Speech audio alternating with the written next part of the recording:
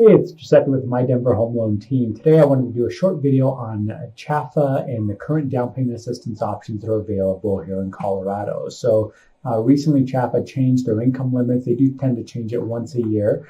Currently it's $115,000 and change.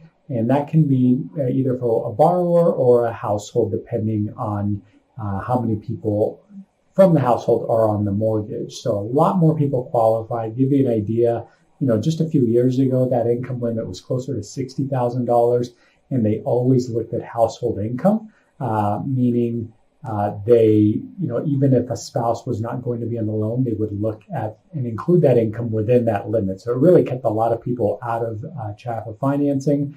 Now they've loosened up those guidelines a little bit. So if you have a husband and a wife, as an example, and they both earn $100,000 a year, and one of them is enough, one of their incomes is enough to qualify for the loan, they could still do a CHFA loan because they by themselves are within that limit.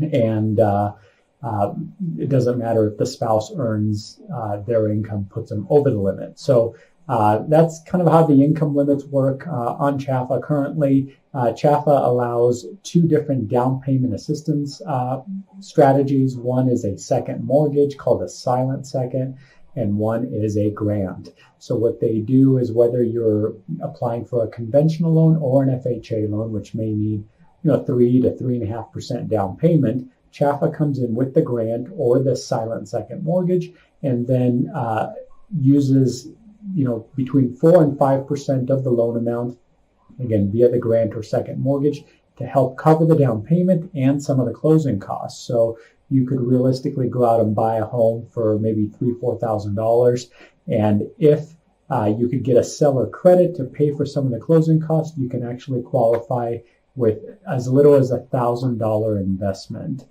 So a grant, those loans right now, a little bit higher interest rates, but it is free money. The silent second is it going to be a lien on title. So when you refinance or sell the home, that second mortgage will have to be paid off. So something worth considering. The rates are a little bit lower. And so, we'll have to look at those options side by side and see which one is best for you. If you have any questions, give me a call. Have a great rest of your day, and we'll talk to you soon. Bye-bye.